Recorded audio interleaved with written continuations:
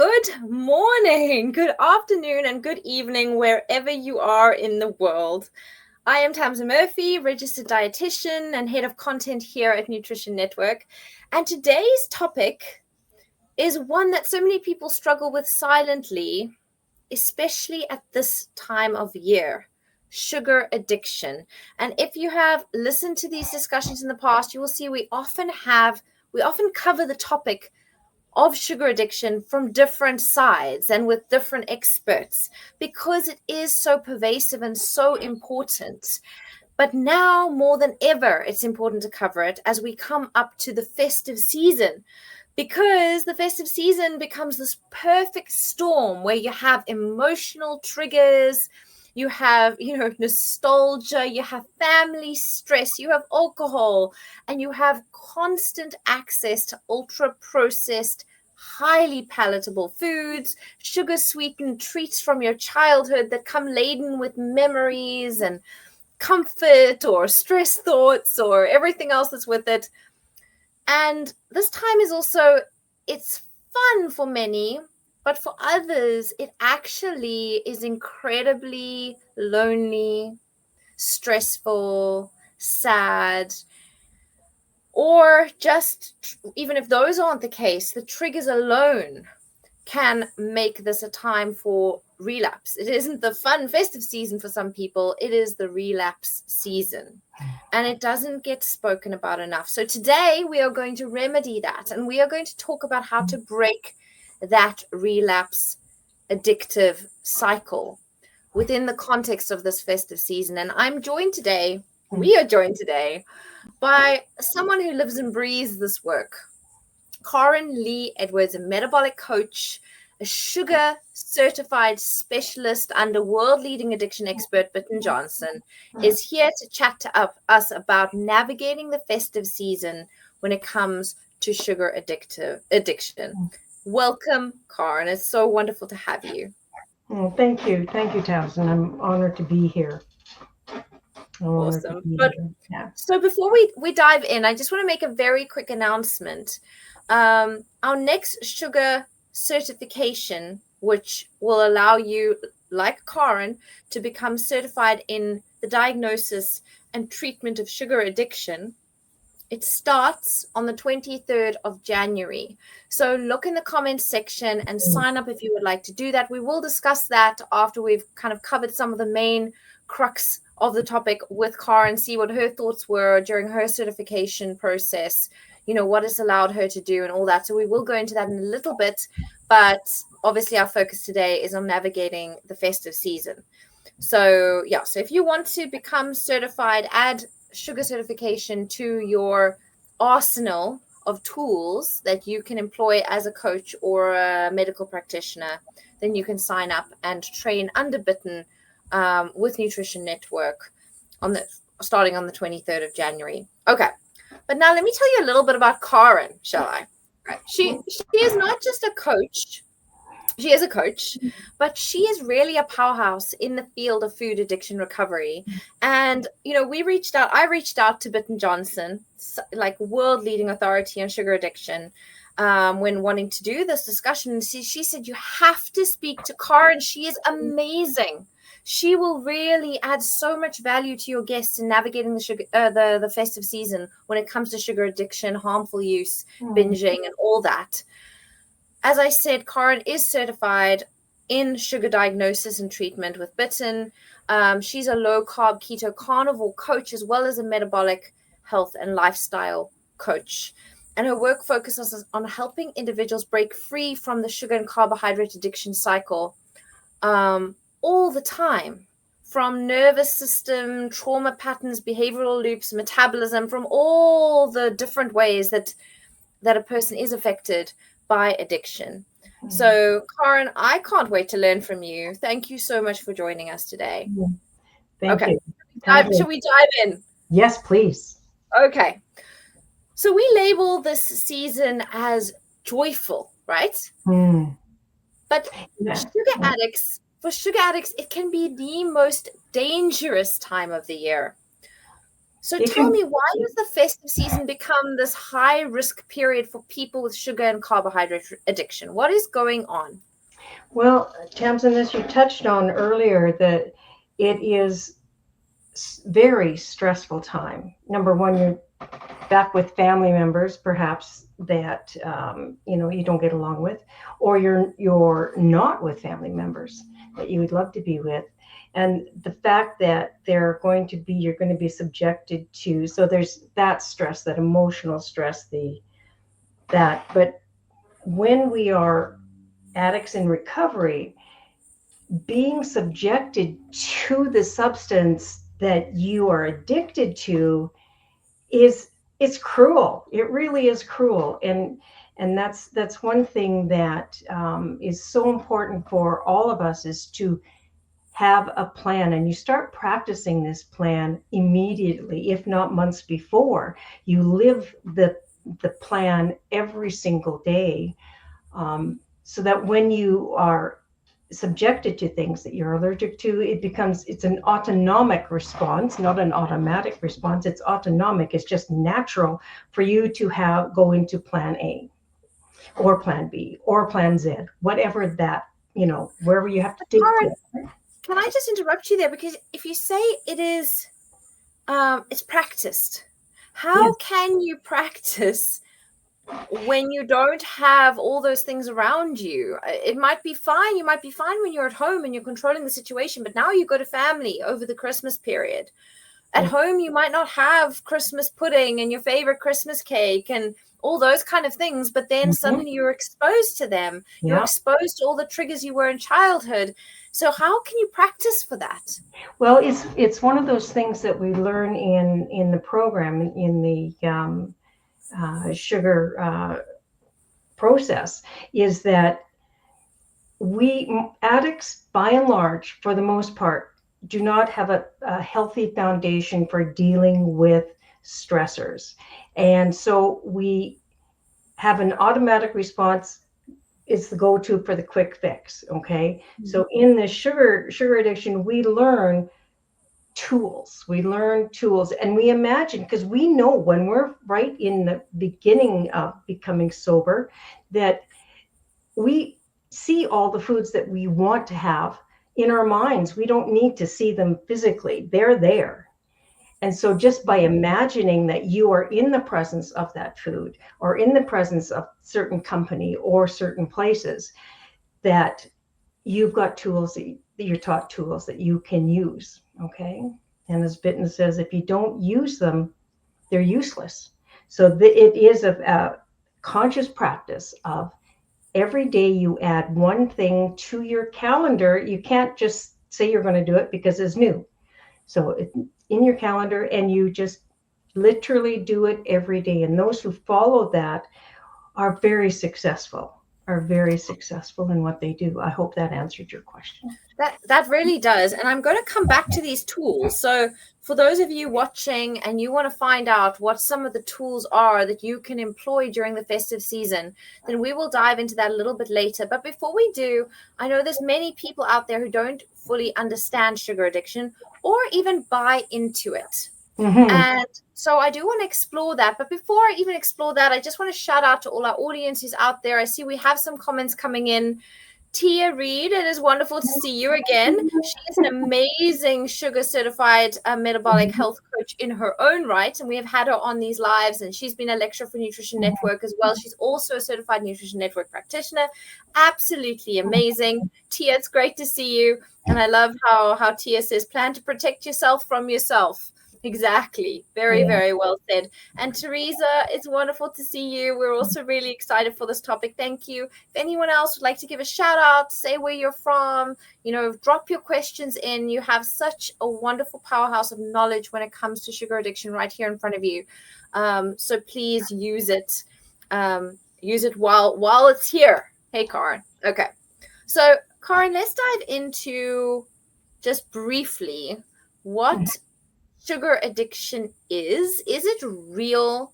How does it compare to something like alcohol addiction? What is going on in the brain? Is it something we've just made up? Is it just like, well, I like chocolate, so am I a sugar addict?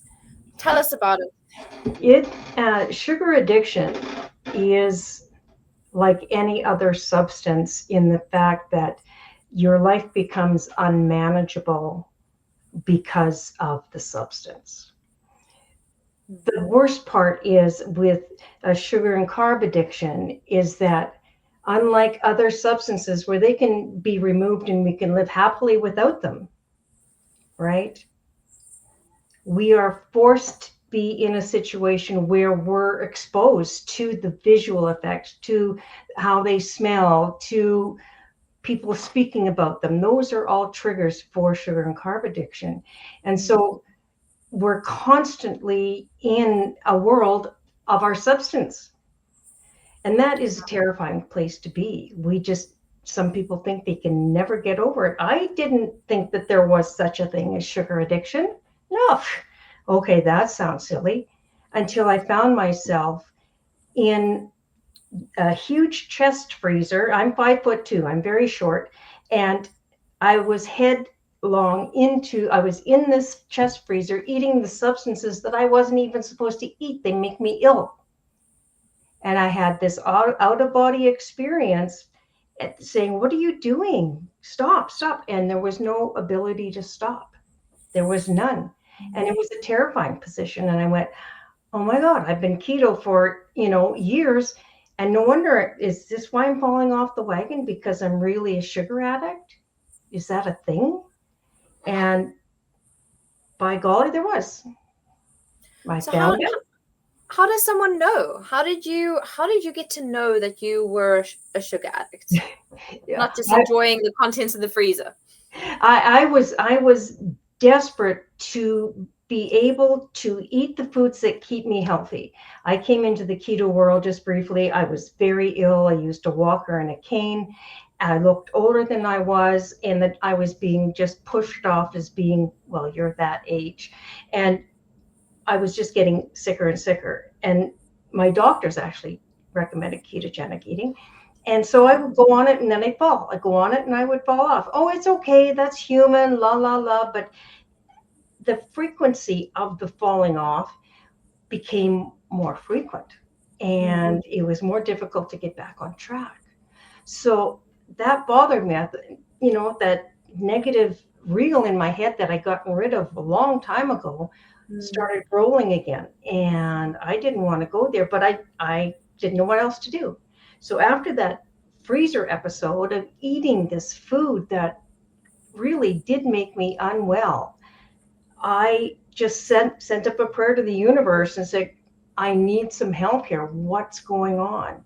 And the next day when I got on my computer to start my day, I found Nutrition Network and addictive eating. And I went, oh my God, is that a thing?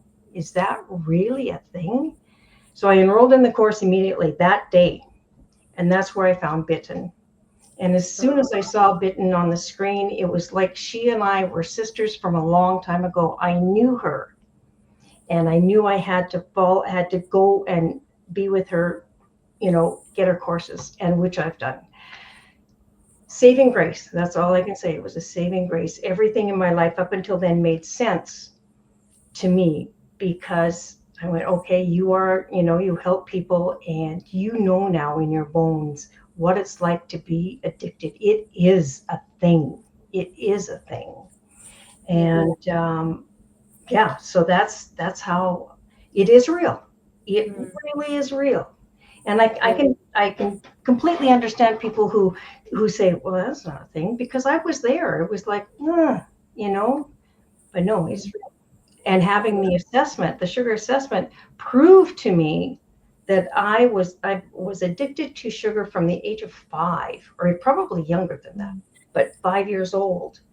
That was very profound to be able to see my life and the struggles that I've had due to the addiction, due to that disease. Absolutely. And there's so much to learn, and that's why we've now been, we started with addictive eating, which was what you found, but since then we've actually built a whole pathway of certification with Bitten to get people to the point where you are, where you're certified.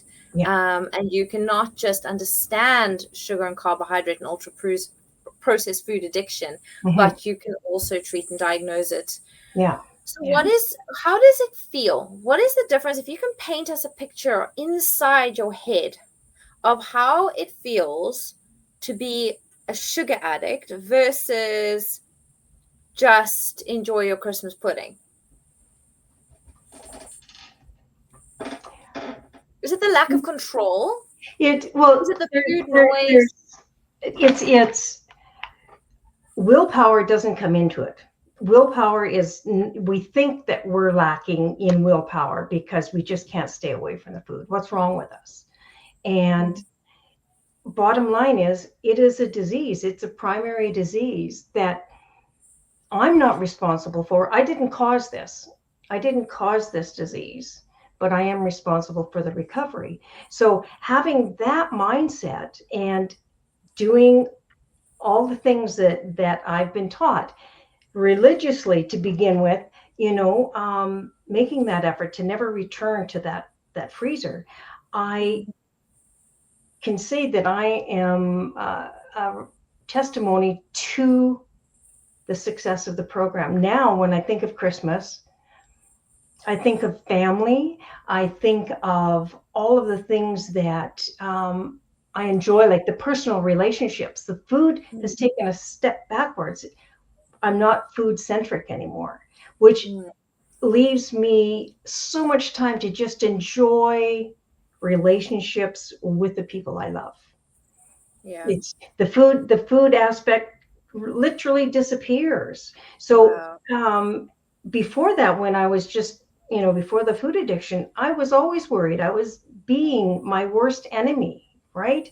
And it's just not a happy place to be. It's not a good place. It's not a good place because you're your own worst enemy. You beat yourself up. You're full of shame and guilt and blame. And to discover that it's not your fault. Yeah. No, it's really not. I mean, the thing is, as you say, sugar addiction is a primary disease or primary illness. And for everyone out there who doesn't understand what that means that it is there first. It's not caused by anything in particular. It is just a neurology. Yeah. It's the way the brain is wired. And then upon exposure to highly palatable sugar and carb containing foods, it then causes that dopamine hit amongst other things that go on in the brain, just like you would get from other addictive substances. And they have shown that, starting off in rat studies and later on in more human studies, they're showing that indeed that reward pathway is firing on all cylinders in sugar addiction, in people who are addicted to sugar. And so if we don't tell alcoholics, oh, drink responsibly over Christmas, you can just have a little drink. Why don't you have a tiny bit of brandy or a little bit of port? No. And similarly, why are we telling sugar addicts to just enjoy a little bit, right, Karen? What can sugar addicts, what do you eat at Christmas? What does your family eat? What's traditional for you? And what are you now eating at Christmas? Oh, it used to be the traditional, everything. Now it's shifted to, I will cook the protein, okay, whatever form that is. It can be a variety. It can be beef, it can be turkey, it can be whatever. And the family members bring the sides. That's how I manage it. Now, for people who suspect that they're sugar addicts and they want to, stay on track for Christmas and they find they can't, well, it's really impossible until you have specific tools to do that. Okay. So what you could do this Christmas is, number one, before you go to somewhere, if it's a family's place, friend's place, take a platter of the food that you enjoy and that is safe for you, whatever that is, make enough so that you can have some. And you can practice, I have a list of 20 assertive ways to say no, but they're kind, right? Those things need to be practiced every day in practice with family members. Oh no, I'd love to, but I'm working on something with my health right now, but I appreciate the offer. Those sorts of things, but again, they have to be practiced in order to become automatic. Can you give us some more examples of those kind of excuses? Okay, I've got a list that I can send you at the end that you could tag on if you like. But it's simple things that we don't even think about that are.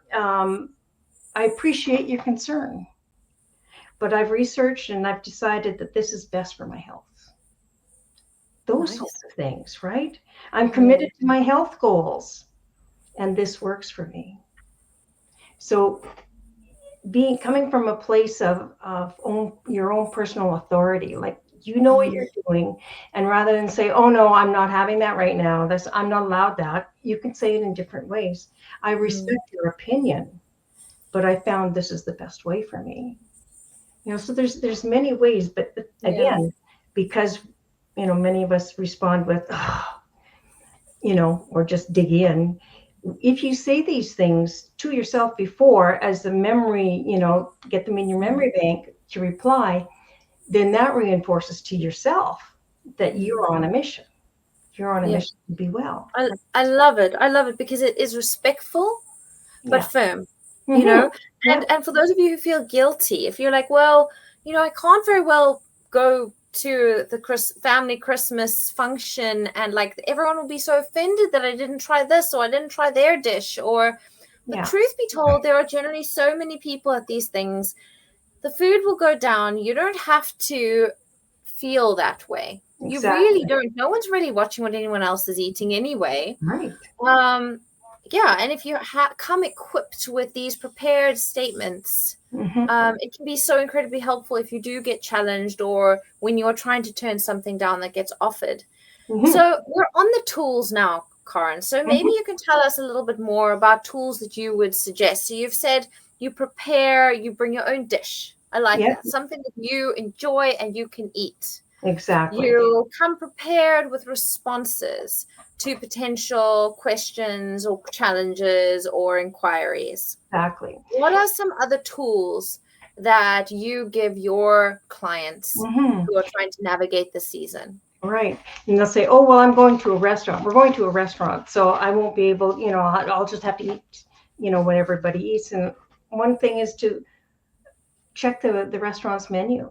Okay. And there's bound to be one thing that would be safe for you that wouldn't have sugar. And that could be something as simple as, some plain chicken wings. Sorry, ask for a side of butter. That's what I do. Side of butter and have the butter as your dip. So double check the restaurant. If there's really not much there other than a salad for you to have, then eat before you go. Fill up before you go. Just have your best meal at home, what you can eat and feel safe with, right? That works. That works well. There's absolutely.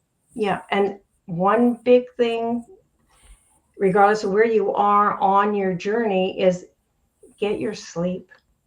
Get a good night's sleep. If you're sleep deprived, you're more stressed, and we de-stress with food.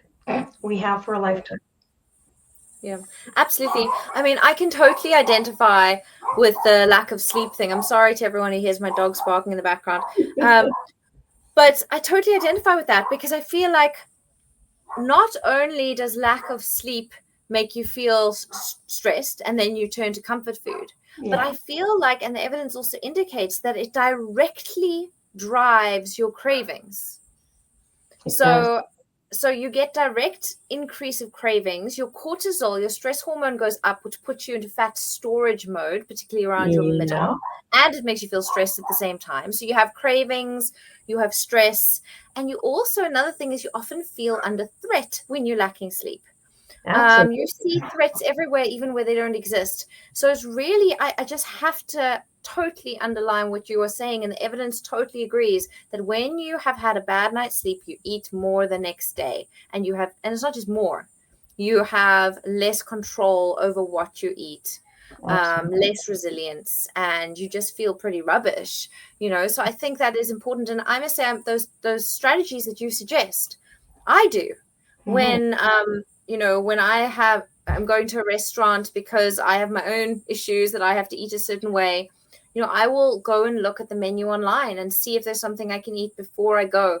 And if I don't think I'm going to find something, or if I'm going to someone else's house and I'm not sure what they're going to serve, I make sure I don't go there hungry then. I leave enough that I could probably have something small on my plate and pretend to be a small eater, which I'm not. I'm actually a voracious eater. But people don't comment because many people eat like tiny portions. They don't have to know how huge my portions usually are. And I make sure that I eat the majority of my food before I go out so that I'm not starved. And then I don't have to eat things that will make my health flares start, And I feel like that's really, really important. And if you have something that's satiating, that you're safe with, like you said, that releases oxytocin. If you watch one of our lectures, I can never pronounce the most amazing professor's name. I think it's Kirsten Unvas something.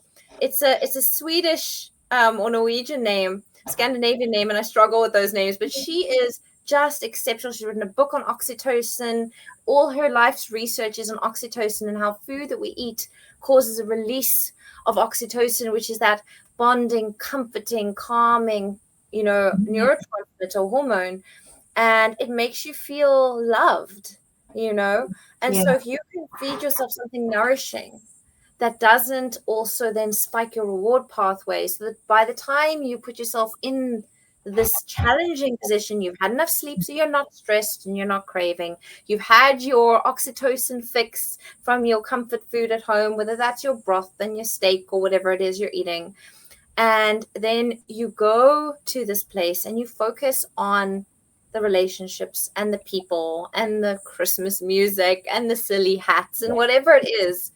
It doesn't have to be all about the food. But one thing I enjoy about Christmas, trying to avoid all these foods myself, is those big roasts, right? Generally at Christmas, you have plenty of meat. Yes. And meat really, whether that's turkey, whether it's gammon, whether it's roast beef, or as the Grinch says, roast beast, whatever it is, you actually will probably have that to fill up on. And then the vegetables, depending on where you are, some places and some cultures sweeten their vegetables, which then you have to watch out for that. But other places don't, I come from a culture, luckily, where most of our vegetables aren't sweetened. And so if you are able to eat, those kind of vegetables, then you can eat those safely as well. It does help if you bring things that you can eat. So I really, really love that. Can you tell me, so we said that addiction is a primary illness, Karen. So that means it is a neurology.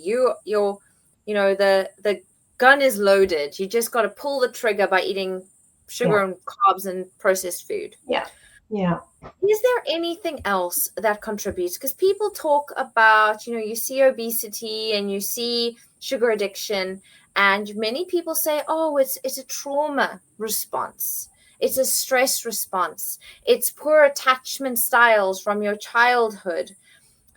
Is there any place for these more psychological underpinnings to sugar addiction, or are they simply aggravators in the same way that lack of sleep is?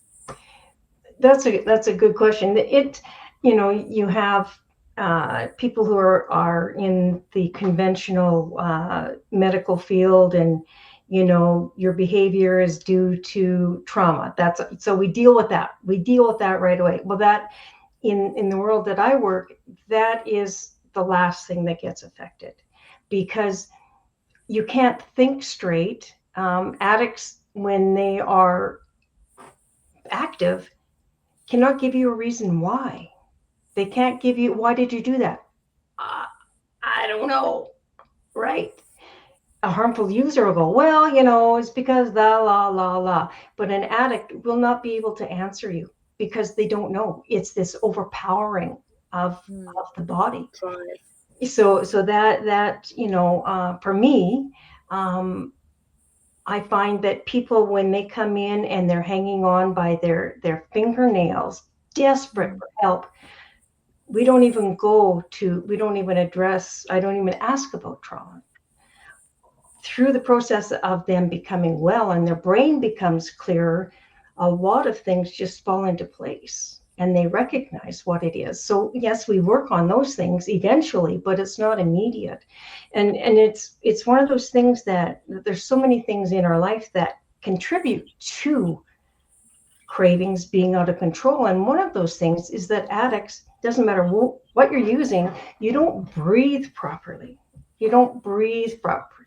When we don't breathe correctly, we have a lack of CO2 exchange in our body, and that leads to poor sleep, to cravings, to muscle cramps, to just unwellness altogether. So learning how to breathe, like if you feel, this is another little hint for Christmas, if you feel yourself starting to spool up, like you have to become aware of what's going on in your life, okay? So we can't go with blinders on anymore. We have to be aware. When we feel that we're starting to get spooled up, just stop yourself and just take a breath. Just take a breath. And it's amazing how doing that will really help. When we're, one of the things that we learn is about conscious breathing in the course. And there is such a thing as screen apnea, not sleep apnea, screen apnea. So when we're on a screen, and who's not on a screen these days, we don't breathe. And there are studies, from Sweden that prove that this is so. So just take a breath. Just take a breath and be kind to yourself. I don't know whether maybe I was holding my breath there, but that's really, really interesting, because we all know that deep breathing has been used for centuries. We just didn't really know why. And now discovering that the balance of oxygen to carbon dioxide affects your vagus nerve activation, which is your rest and digest response. Your parasympathetic, basically switching on the parasympathetic over the sympathetic, because the sympathetic is your fight or flight. You want more rest and digest, which is your parasympathetic nervous system. And by doing deep breathing or focusing on not inhaling too much, not hyperventilating, not holding your breath and then over breathing, those kind of things, this isn't even contentious. We know that this is a problem. And which is the same way they used to in the olden days say, breathe into this bag when someone was having a panic attack, like, right? And nowadays you have the box breathing where or you have, and please go and look it up. Anyone who's interested in like some techniques, you can do box breathing. You can also do breathing in for half the time you breathe out. So you breathe out double the time that you breathe in. So let's say in for 4, out for 8, or whatever it is. And you just do that. And honestly, I was speaking at the World Nutrition Summit in October, and everyone thinks that by now I don't get stage fright, but that's not entirely true. I was absolutely like having a little panic attack there in the corner before I went up on stage. And, I just used the breathing even there. And I felt my heart palpitations calm. I felt, it is magic. So if there's nothing else, you do the breathing, you do the pre-planning, the preempting, the practicing that you said as well, and work with someone. What is the role of support, or having, like, I know in Alcoholics Anonymous you have your buddy or you have your accountability partner. Is there a place for that within sugar addiction as well? Absolutely. There are several A groups specific to sugar. There's Bitten Jonsson has her private group on Facebook, Sugar Bomb in Your Brain.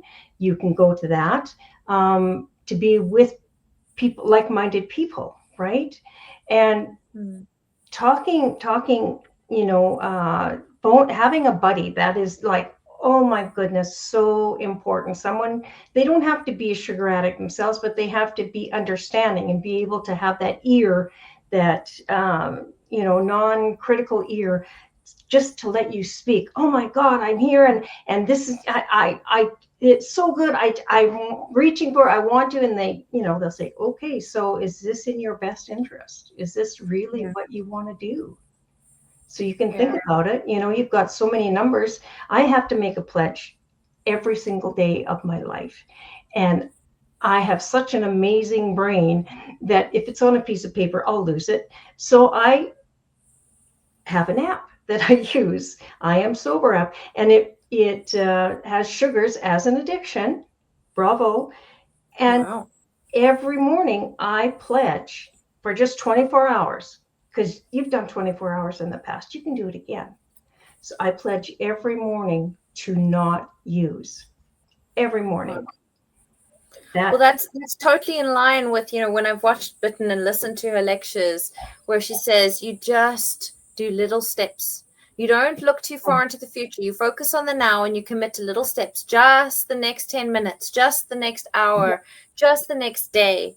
And that way you get through it. And like she also says, which I love, is you take the action first. You don't spend years in talk therapy. You go straight into the action, because once your brain and your metabolism is in a place that's receptive, then, like you said, Karen, you can then work through all the psychological things. Karen, we are running low on time, and I have so much more I still want to talk to you about. So 2 things, relapse and recovery and children. These are 2 big topics. Let's start with what happens if I don't succeed over Christmas. What happens if, to be honest, like one of my big things is I love my mother's Christmas cake. Okay. And every year when it comes out, I tell myself, well, it's Christmas and she never makes it any other time of the year. I can just have some Christmas cake. And then if I happen to be staying with them, that's the worst, because I walk past it on the counter every time I go, I don't know, from one side of the house to the other. And there's always just a little sliver, and then there'll be another little sliver, and then there'll be another little sliver until half the cake's gone, right? So what happens if you do fall off the wagon? What do you do? What then? Do you may as well just like throw the baby out with the bathwater, or what is the strategy there? Well, if that happens, and by the way, I make Christmas cake for the kids. Oh, wow. They do not allow me to not make it, which is fine. I get that. I totally get that. That's my kryptonite. But I'm not attracted to it anymore. I couldn't eat it if life depended on it. But anyway, it's one of those things that we're human beings.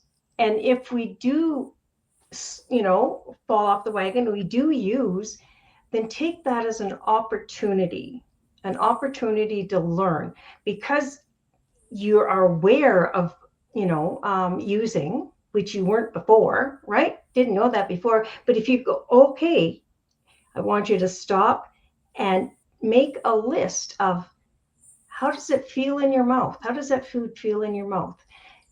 What does it taste like? Does it taste good? What are the ramifications of having that?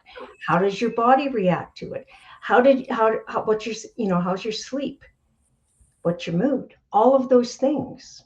And it's, once we analyze all the things that take place in the eating of that food, then we can become detectives and go, okay, did you like it? No. Why did you eat it? Why did you want to change your mind? It boils down to, why do you want to change the mood in your brain? Bottom line, because it is a psychoactive substance. It is going to change the way you feel in your brain. So why did I want to do that? Is it because I wanted, didn't want to disappoint my mom? Was it because I've always done it and I'm going to do it again? All those things. Just become the detective and just analyze it to death. And then you'll know. Then, you have a conscious awareness of why you choose not to eat it the next time you're there, and prepare for it, right? Yeah. I love that. You mentioned children, Karen. You said you're still making your Christmas cake for the children, but then you also said that, when you did your sugar curve, you saw that actually your sugar addiction started at the age of 5. Yes. Can you tell me, what patterns do we unintentionally reinforce in our children during the holidays? Oh, absolutely. I was a drug addict, or drug dealer. I gave them the cake this year. And it was, okay, I'm not giving them as many cakes as I used to, because I used to give them many, many cakes. This time it was just like, no, that's it. You'll have to share. And it's wonderful in the fact that now family members are starting to shift the way they think about what they eat. So I'm suspecting that perhaps next year there won't be any cakes made. I will. That's the only thing. This is the only sugar drug that I pass on to my family. They don't get it any other time from me. The children are hungry. My grandsons are hungry. They grew up. 8 years ago, I developed this chili blend mix of spices for them to have a big bowl of chili with sour cream and cheese on it. And that's their favorite when they come to see Nana. That's what they want. Doesn't matter if it's breakfast, lunch, or supper. They don't get those treats normally. Christmas is the only time that happens. Yeah. That's where, I feel the problem with, and this is maybe, not everyone is going to be a sugar addict. You're going to have harmful users who might become sugar addicts over prolonged extended exposure, but you're going to have harmful addicts, and then you're going to have those amazing people who seem to be able to just have one piece of chocolate or just have one little sliver of that beautiful cake you make. And so I feel like, if we look back in time as well, over the 100 years ago, it wasn't that children didn't get to have Christmas cake. It was, I think, more that the environment, the daily, hourly environment wasn't so loaded with all this hyper palatable, hyper addictive food. If you want to even call it food, Frankenstein food. And I think, so I don't want to say no to your beautiful cake for you, for your family, for the kids. No, I don't think that's necessary. But I think the rest of the year, the other 364 days, what are they eating? And I think that's the big question. That's just my feeling. Well, yeah, having occasional treats, that's what I grew up with, was, oh my goodness, it's a holiday, it's Easter, it's Christmas, it's whatever, your birthday. Then you got a cake, right? But in today's world, if so many are just, the fast food, the processed food is so harmful, and it's not fair because it's probably cheaper than the whole food is. And it's a real conundrum that we're in. It really is. It really is. I feel sad for those people because I would have been in big trouble if we'd had all the foods we have today exposed to me when I was younger, right? So absolutely. But if the person that you're giving the cake to is struggling, that's not really fair either. No. Right? Yeah. Correct. It's like giving a glass of wine to an alcoholic. You can offer it to the person who doesn't struggle, who has a glass of wine, once a week or once every 6 months, that's fine. But if you wouldn't offer the glass of wine to the alcoholic, and I think that's kind of the litmus test for people who don't understand. It's the same thing. Addiction is addiction. It's just what outlet is there. It's the same disease. It's the same condition. Karen, before we say goodbye, I just wanted to explore your qualifications with sugar. And, how do you feel that it has transformed the way you work with your clients as a coach, becoming certified as a sugar specialist? It's a total 180 from where I was, because I have a deep understanding of addiction, and sugar is the first addiction, plain and simple. Everything else, falls in afterwards. And having this knowledge, I have clients now who just have periods of sobbing with joyfulness when they reach, a threshold and they go into the next step of them having a quiet mind, of having, the ability to be somewhere and not be consumed by their drug. And they're very appreciative of it. Before it was, oh, well, you're human, just get back on the wagon. And it was really quite harsh in the way I used to coach. But now it's from a gentler side of, providing these tools, learning these tools, using these tools. You can acquire as many tools as you want in a big, fancy, shiny toolbox. If you don't use them, forget it. It's action is a verb. They have to be actioned. And my clients learn that, yes, oh my God, that works. Did you know that if you la la la la, and I'll just smile because I mentioned it to them in the first time that we met, as their brain clears, and to see their successes, whereas I never had that before. They were always coming back, always coming back. Now I am with you until, and oh my gosh, it is so multifaceted, so detailed. Bitten was brilliant in her creation of this course, and it is, well, it changed how I coach. It changed how I coached, plain and simple. It's so complex, right? We deal with healing biochemical level. There's, being in a group. 50% of your success is being with other people like you, right? Who are all working in recovery.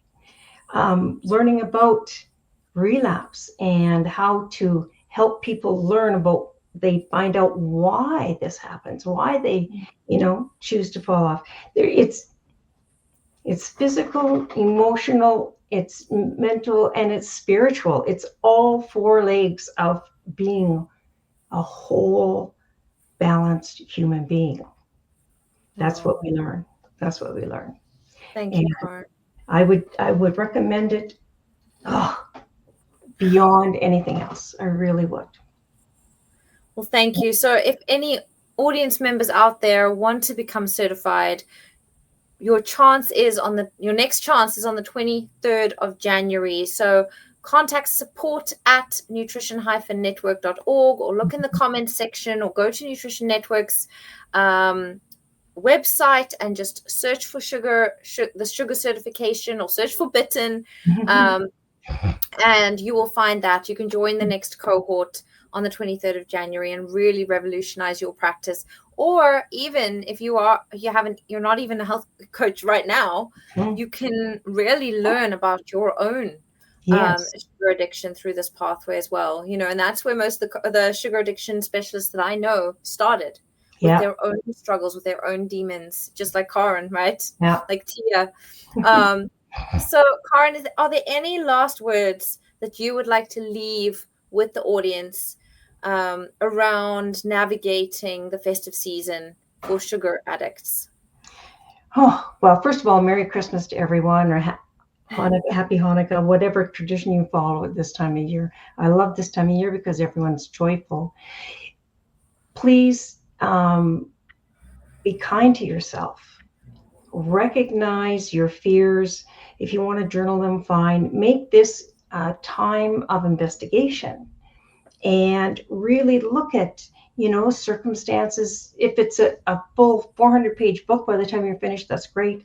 Just be aware of what is triggering you, okay? And know that if you have the ability to sign up for Bitten's course, please do, because you will be able to you'll become empowered. You really will, because you'll just know things that we don't have 5 hours here. So I really, really wish you well, and just pay attention to the way you're going. Get your sleep, eat your favorite foods before you go to the gathering that you're concerned about. and just be in the moment. Be with those people and the relationships that you have, and really, really love the fact that you're with them. Give them hugs. Hugs are great oxytocin givers. Okay. Yeah. Thank you, Karen. Thank you. That's so beautiful for this season. Yeah, you really offered such great depth into this topic with really practical ideas of, I know it's just the tip of the iceberg, but some really practical ideas that people can apply already. And I think that's just really, really wonderful for us and for our audience. And to our audience out there, to everyone who's watching, if sugar addiction spikes for you over the holidays, know this: you are not broken and you are not alone. Your biology is responding exactly as it was designed to. But recovery is possible and support exists, and you can learn more about what's going on. Yeah, absolutely. And you can get support from people like Karen. Karen, where can our audience find you? They can find me through Bitten's website or my own website, northernsister.com. All the letters that go before northernsister.com. That is where I am. Yeah, Bitten is a good source. Go to Bitten's page. Thank you, Karen. It's been such an honor to speak to you. And I wish you and our audience the most wonderful festive season. Thank you all for joining us. And from all of us at Nutrition Network, happy Christmas, happy Hanukkah, happy whatever you celebrate. And may this be a really, really wonderful, joyful time, and not a time of relapse. And if it is, you know where to find help now. Thank you so much. Thank you, Karen. Thank you, everybody. Goodbye. Goodbye.